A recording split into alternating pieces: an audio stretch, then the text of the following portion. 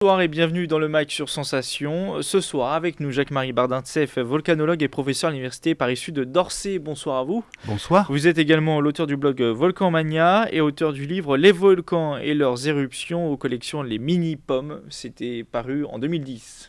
Au On Pommier. peut toujours le retrouver. Voilà, les éditions du Pommier. Aux éditions du Pommier, Il a été réédité collection Les Mini-Pommes. réédité en 2013. Réédité en 2013. Et traduit en coréen. Et traduit en coréen. Il y en a des informations. Ensemble, nous allons parler des risques et des dangers volcaniques. D'abord, ôtez-nous d'une idée reçue, si c'en est une, peut-être que ça n'en est pas une. Les dinosaures ont-ils disparu à cause d'une gigantesque éruption volcanique ? Alors c'est une hypothèse, c'est vrai que les dinosaures ont disparu il y a 65 millions d'années. À l'époque, il y a eu une phase volcanique majeure en Inde, dans le Décan, c'est-à-dire que c'est une phase qui a duré 500 000 ans, mais qui a recouvert un territoire grand comme la France sous 2 km de lave. Donc associés des aérosols, des gaz, qui ont dû opacifier l'atmosphère, qui ont dû modifier le climat. Alors parallèlement, il y a également une grosse météorite qui est tombée, probablement au large du Mexique, donc on discute des deux. Lequel des deux? Peut-être les deux. Peut-être les deux. Les dinosaures ont disparu malheureusement d'une conjonction entre une grande crise volcanique et une chute de météorites. Parlons des éruptions les plus meurtrières. Elles se sont pour la plupart produites en Indonésie, c'est ça ? Oui, alors c'est l'Asie. Ouais, c'est l'Asie qui est le pays le plus touché par les catastrophes telluriques, séismes, volcans et tsunamis.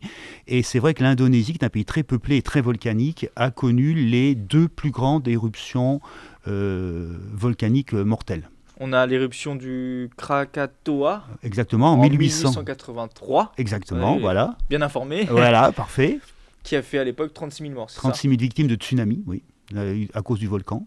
Et puis on a eu le Tambora. Le Tambora en 1815, donc là on vient de célébrer les 200 ans de l'éruption, qui a également fait 12 000 victimes directes et entre 60 000 et 80 000 victimes de famine, parce que tout avait été détruit par le volcan. Donc l'île de Sumbawa avait été stérilisée, donc plus de bétail, plus de culture, et donc les gens malheureusement sont morts de faim. Puis à l'époque, il n'y avait pas, bien sûr, pas d'aide alimentaire, il n'y avait pas d'avion, pas de bateau facile.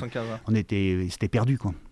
Une autre éruption mythique en Italie, cette fois-ci celle du Vésuve, en l'an 79 après Jésus-Christ, qui avait fait à l'époque 2500 morts et surtout causé la destruction de nombreuses villes romaines à l'époque, comme Pompéi. Alors oui, ça on va dire, c'est la première grande éruption documentée. D'accord. Parce que y a des lettres de Pline le Jeune à Tacite, 2 lettres qui sont très précises. Également, il y a ces villes archéologiques dont vous parlez, Pompéi, Herculanum, Stabiès, où on retrouve des traces d'habitation, donc on peut imaginer ce que les gens ont vécu. Également, on a les dépôts qui ont été étudiés a posteriori, donc cette éruption elle est bien connue. Et elle a duré, celle de Pompéi, donc 79 après Jésus-Christ, elle a duré en fait moins de 24 heures. Elle a commencé le 24 du mois à 13 heures, pour se finir le lendemain à 8 heures. Et Pompéi a été détruite définitivement à 7 heures du matin, donc 1 heure avant la fin.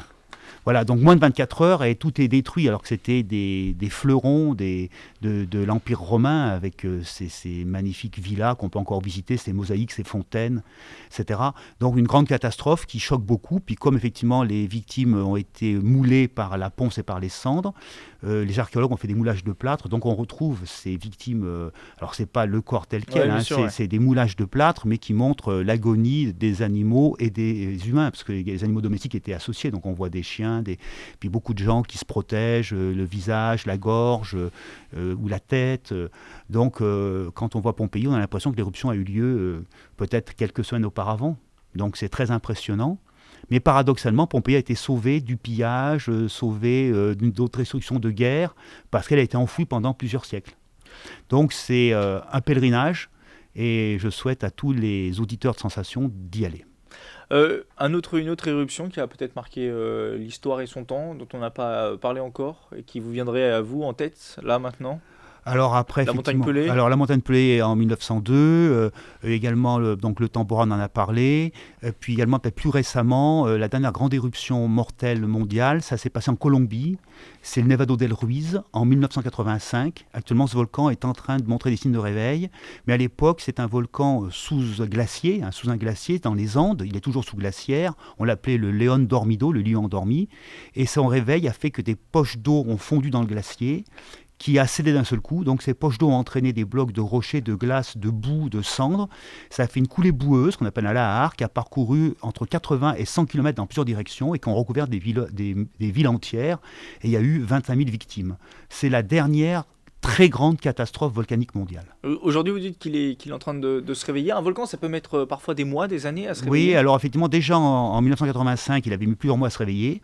Donc pour l'instant, on a des informations comme quoi il y a des fumerolles, il y a des micro-séismes, tout ça.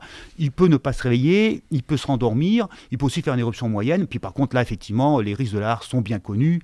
Donc là, effectivement, mes collègues volcanologues colombiens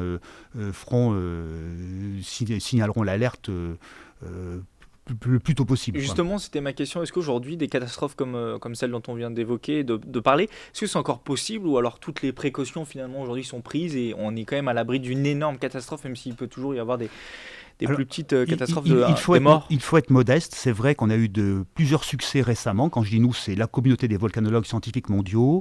Des éruptions dangereuses ont été bien gérées. Je pense au Pinatubo aux Philippines en 91, à Montserrat aux Antilles en 95-97. Donc il y a eu beaucoup d'éruptions qui ont fait, bien sûr, toujours quand même quelques dizaines de morts parce que dû à l'orage, dû à la panique, aux maladies aussi. Mais c'est vrai qu'on a eu de gros succès, mais on n'est pas à l'abri malheureusement d'un cataclysme. Mais on va dire que c'est de mieux en mieux monitoré, de mieux en mieux prévu, de mieux en mieux géré, donc on est très optimiste, même si on n'est pas à l'abri effectivement d'un retour de manivelle, d'un échec ponctuel. Aujourd'hui, les scientifiques et les autorités japonaises ont récemment surveillé avec beaucoup d'attention l'éruption du volcan Sakurajima, alors excusez-moi pour la prononciation, oui, c'est ça, oui. Situé dans le sud du pays et surtout à une cinquantaine de kilomètres de la centrale nucléaire de Sendai. C'est aujourd'hui le volcan qui prête le plus attention, enfin auquel on fait le plus attention? Alors, effectivement, le Sakurajima, je l'ai visité, c'est un volcan qui est régulièrement actif, qui est près d'une ville, près de Kagoshima, qui projette des cendres et des panaches de lave avec des éclairs jusqu'à plusieurs kilomètres de hauteur. On va dire c'est assez classique ces éruptions. Donc là, ce réveil est spectaculaire, mais il reste comme les précédents.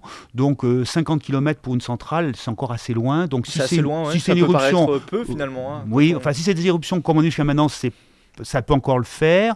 Il y a eu en 1914 une éruption majeure qui avait d'ailleurs fait que l'île du volcan était rattachée au continent, c'est une presqu'île. Donc, à surveiller, à gérer, voilà. Très rapidement, il nous reste quelques secondes, à peine une minute. Quelles sont les consignes qui sont données aux populations qui vivent à côté des volcans? Quels sont les premiers réflexes à avoir, même si ça ne va pas forcément intéresser les auditeurs de Radio Sensation qui vivent dans les Yvelines, mais alors effectivement, c'est bien sûr se protéger la figure avec un mouchoir, fuir le plus vite possible, effectivement. Mais des fois, dans beaucoup de pays, les gens, ils ont du bétail, ils ont leur culture, donc ils veulent rester aussi. Donc c'est toujours difficile à convaincre à des gens de partir. Donc on leur demande de respecter ce que disent les autorités, qui parfois sont amenés à les évacuer pendant quelques jours, à revenir. Mais le plus difficile, c'est quand un volcan a des spasmes, c'est-à-dire il fait un petit début d'éruption, puis ça arrête 3 jours, puis ça reprend. Ouais. Donc les gens, après avoir fait 2-3 va-et-vient, ils ont envie de gérer leur culture, leur bétail. Donc c'est difficile au niveau humain, quoi. Donc une catastrophe, il y a un côté scientifique, un côté humain, et les deux sont importants. Merci Jacques-Marie Bardintseff d'avoir été avec nous. Je le rappelle, vous êtes volcanologue et professeur à l'Université Paris-Sud d'Orsay, également l'auteur du blog Volcanmania et de l'ouvrage Les volcans et leurs éruptions aux collections Le Pommier, réédité récemment en 2013. Vous pouvez retrouver cette émission en podcast audio et vidéo sur radiosensation.fr. Excellente soirée à tous à l'écoute de Sensation Yvelines.